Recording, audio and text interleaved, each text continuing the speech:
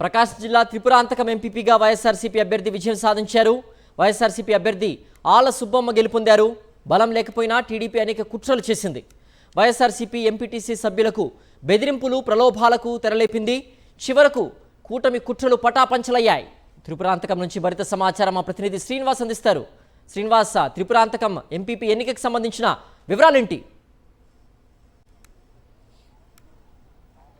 Siddhu, Tripurantakam MPP ఎన్నికల్లో ప్రజాస్వామ్యం గెలిచిందని చెప్పొచ్చు. ఇప్పటి వరకు చేసినటువంటి కూటమి ప్రభుత్వం చేసినటువంటి కుట్రలన్నీ కూడా పటాపంచలైనవి కూడా గట్టిగా చెప్పొచ్చు. గడిచిన వారం 10 రోజులుగా త్రిపురాంతకం ఎంపీపీ స్థానాన్ని కైవశం చేసుకోవాలని పోలీసులతో కలిసి కూటమి నేతలు చేసినటువంటి ప్రయత్నాలు కూడా విచ్ఛిన్నమైనని చెప్పొచ్చు. ఒకసారిగా దాదాపు 18 ఎంపీటీసీ స్థానాలు ఇక్కడ ఉంటే మొత్తం కూడా 18 ఎంపీటీసీ స్థానాలు వైఎస్ఆర్సీపీకి చెందినటువంటి ఎంపీటీసీ స్థానాలే అయినప్పటికీ అందులో గ్రూపులుగా విడగొట్టి ప్రలోభ పెట్టి బెదిరించి అక్రమ కేసులు పెట్టి ఒక 8 మంది ఎంపీటీసీ సభ్యుల్ని తెలుగుదేశం పార్టీ తన వైపు తిప్పుకుంది.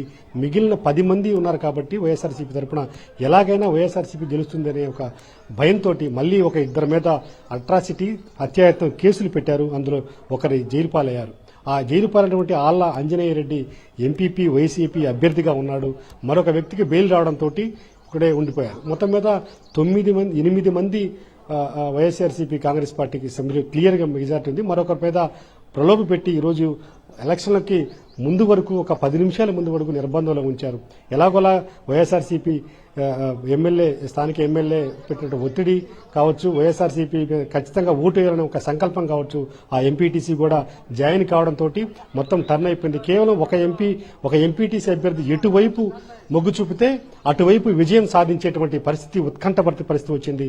ఆ ఎంపీటీసీ అభ్యర్థిని ఖచ్చితంగా మా వైపు తిప్పుకోవాలని ప్రలోభాలు పెట్టి బెదిరింపులు చేసి వాళ్ళ కుటుంబ సభ్యుల్ని బెదిరించి లోపలికి పంపించినటువంటి పరిస్థితి ఉంది. అయినప్పటికీ సృజన అనే ఒక ఎంపీటీసీ అభ్యర్థి వైఎస్ఆర్సీపీ తరఫున గెలిచినటువంటి ఎంపీటీసీ అభ్యర్థి అయినప్పటికీ టీడీపీ బెదిరిస్తూ భయపెడుతూ ప్రలోభ పెడుతూ వస్తుంది గెలిచిన వారం రోజులుగా. అయినప్పటికీ ఏమాత్రం కూడా జంకకుండా బెదరకుండా ఆ అమ్మాయి సృజన అనే ఎంపీటీసీ వైఎస్ఆర్ కాంగ్రెస్ పార్టీ అభ్యర్థిగా ఉన్నటువంటి ఆళ్ల సుబ్బమ్మకు ఓటు వేసి గెలిపించడం జరిగింది. ఆ ఒక్క ఓటుతోటే ఆళ్ల సుబ్బమ్మ ఎంపీపీగా గెలిచి అలాగే మన ఒక సంచలనంగా మారినటువంటి త్రిపురాంతకంకి వైఎస్ఆర్సీపీకి పీఠం కదలకుండా చూసిందని కూడా చెప్పవచ్చు.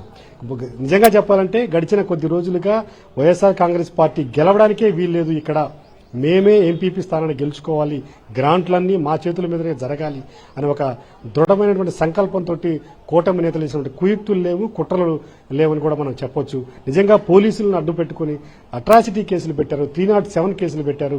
ఇవన్నీ కూడా చాలా నిజంగా పటాపంచులు చేస్తూ ఈరోజు వైఎస్ఆర్సీపీ స్థానం నిలబెట్టుకుందంటే నిజంగా ఆశ్చర్యంగా ఉంది. ఖచ్చితంగా జనంలో ఉంది కాబట్టే వైఎస్ఆర్ కాంగ్రెస్ పార్టీ ఇవాళ త్రిపురాంతకం సీటు నిలబెట్టుకుందని చెప్పొచ్చు.